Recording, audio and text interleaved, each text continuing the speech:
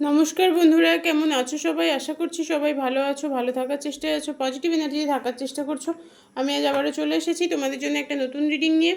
প্রথমেই বলে রাখি, এটা পুরোপুরি একটা জেনারেল টাইমলেস রিডিং। সেই কারণে এই রিডিং তোমরা যখন দেখবে, যে সময় দেখবে, ঠিক সেই সময় থেকে কিন্তু রেজনেট করতে শুরু করে দেবে। আর যেহেতু এটা জেনারেল রিডিং, সেই কারণে এই রিডিং তোমাদের সাথে যতটা ম্যাচ করবে ততটাই নেবে, বাকিটুকু ঝেড়ে ফেলে দেবে। কেউ জোর করে নিজের ওপর প্রয়োজনের অতিরিক্ত বেশি চাপিয়ে নেবে না, কারণ এটা জেনারেল রিডিং, কারোর পার্সোনাল রিডিং নয়। যারা পার্সোনাল রিডিং নিতে চাইছো তারা হোয়াটসঅ্যাপ করতে পারো। এখন শ্রাবণ মাসের অফার চলছে, 111-এ তোমরা পেয়ে যাবে 3টে কোয়েশ্চেনের অ্যান্সার। অনলি 111 পে করে তোমরা 3টে কোয়েশ্চেনের অ্যান্সার নিতে পারো। যারা এই অফার নিতে চাইছো তারা হোয়াটসঅ্যাপ করো 9593268445 এই নাম্বারে। আমি ডেসক্রিপশনে নাম্বার দিয়ে থাকি, প্রতিটা ভিডিওর ডেসক্রিপশনে নম্বর দেওয়া থাকে। এছাড়াও তোমরা চ্যানেলে গেলে নাম্বার পেয়ে যাবে, চ্যানেলের ডেসক্রিপশনেও নাম্বার দেওয়া আছে। প্রথমে দেখে নেব তোমাদের কি এনার্জি।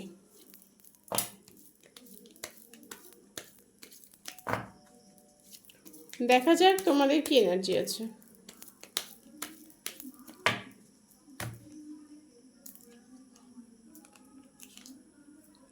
তোমাদের এনার্জি যদি তোমাদের সাথে ম্যাচ করে তাহলে বুঝে নিও রিডিংটি পুরোপুরি তোমার জন্যে।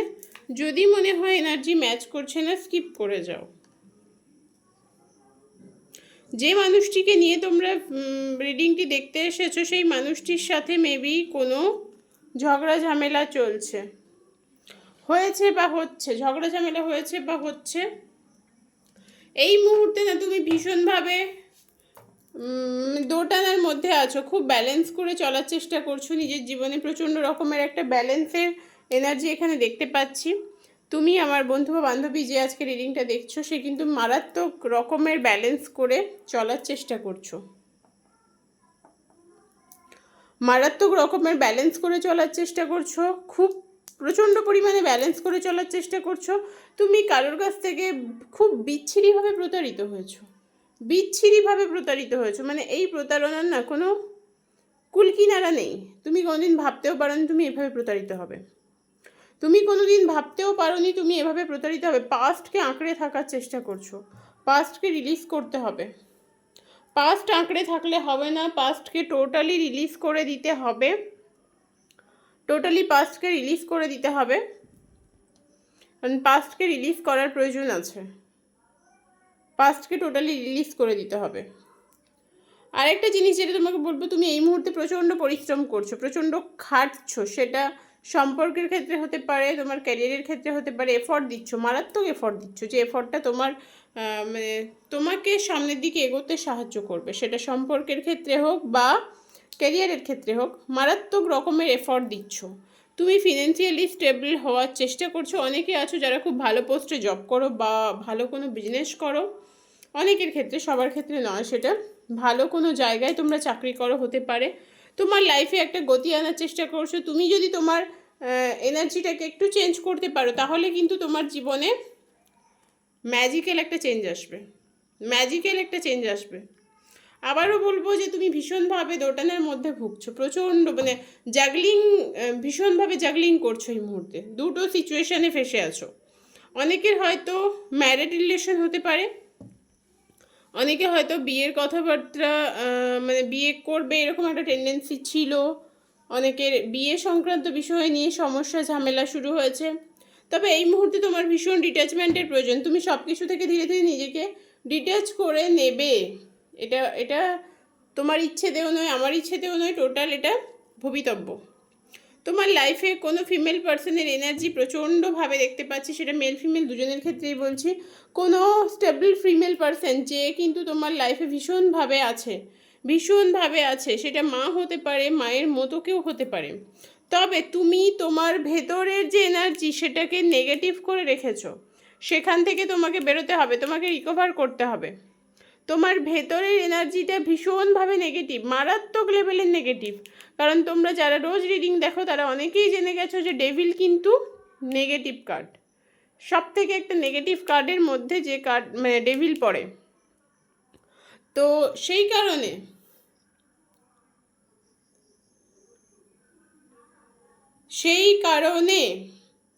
ডেভিল কিন্তু তোমার মনের মধ্যে বসে আছে, ডেভিলের এনার্জি তোমার মনের মধ্যে বসে আছে। ডেভিল তো বসে নেই, ডেভিলের এনার্জি তোমার মনের মধ্যে গেঁথে আছে, সেখান থেকে তোমাকে বেরোতে হবে।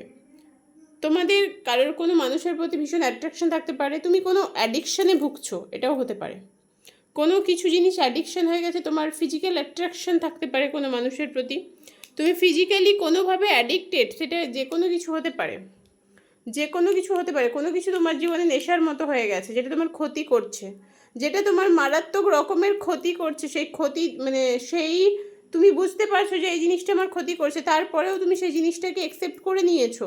সেখান থেকে তোমাকে নিজেকে রিলিজ করতে হবে, সেখান থেকে তোমাকে টোটাল বেরিয়ে আসতে হবে, তবে গিয়ে তুমি নিজেকে ভালো রাখতে পারবে, তবে গিয়ে তুমি সামনের দিকে এগোতে পারবে, তাছাড়া নয়। তোমার ভেতরকার ডেভিলের এনার্জিটাকে ক্লিয়ার করতে হবে।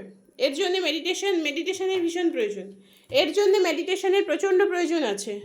তোমাদের প্রত্যেককে বলবো একটু স্পিরিচুয়াল হওয়ার চেষ্টা করো, একটু স্পিরিচুয়াল হওয়ার চেষ্টা করো। তোমাদের অ্যাওয়াকনিংয়ের প্রয়োজন আছে, তোমাদের স্পিরিচুয়াল অ্যাওয়াকনিংয়ের প্রয়োজন আছে। এটা কিন্তু শুধুমাত্র হিন্দু ধর্মের মানুষের জন্য নয়, প্রত্যেককে বলছি, হিন্দু, মুসলিম, বৌদ্ধ, জৈন, খ্রিস্টান যারা আছো, প্রত্যেকে যে যে পাওয়ারে বিশ্বাস করো, আমরা প্রত্যেকে একটা সুপ্রিম পাওয়ারে বিশ্বাস করি, সেই পাওয়ারের উপর ভরসা রেখে নিজেকে একটু স্পিরিচুয়াল পথে এগিয়ে দাও, দেখবে নিজের অনেক পরিবর্তন এসেছে। চলো এবার দেখে নেব তোমাদের পার্সনের হিডেন ফিলিং কী আছে। পার্সনের হিডেন ফিলিং কী আছে?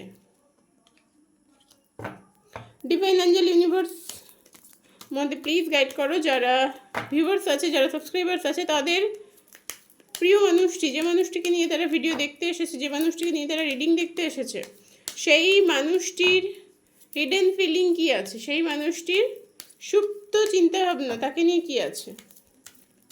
চলো দেখে নেওয়া যাক হিডেন ফিলিং কী আছে।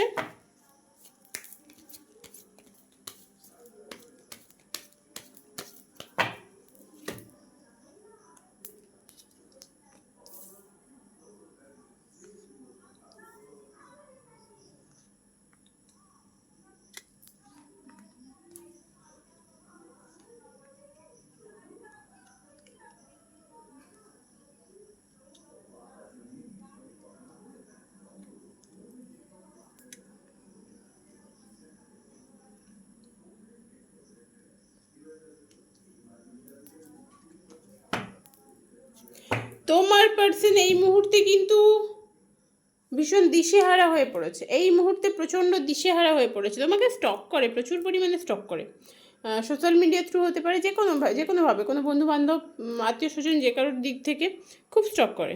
স্টকিং এনার্জিটা মারাত্মক লেভেলের পাচ্ছি, মারাত্মক লেভেলের একটা স্টকিং এনার্জি পাচ্ছি। তোমাকে প্রচণ্ড পরিমাণে স্টক করে।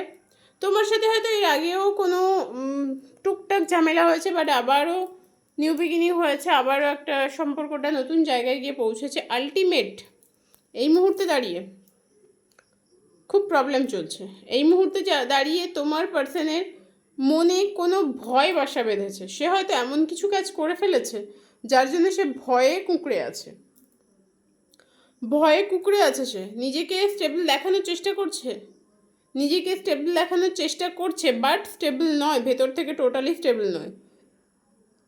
এই মুহূর্তে হয়তো কেউ খুব স্পিরিচুয়াল হয়ে পড়েছে। তোমার পার্টনার হয়তো এই মুহূর্তে ভীষণ ঠাকুর দেবতা বিশ্বাস করছে, ভীষণ আল্লাহ ঈশ্বরে ভক্তি করছে, যেটা আগে ছিল না।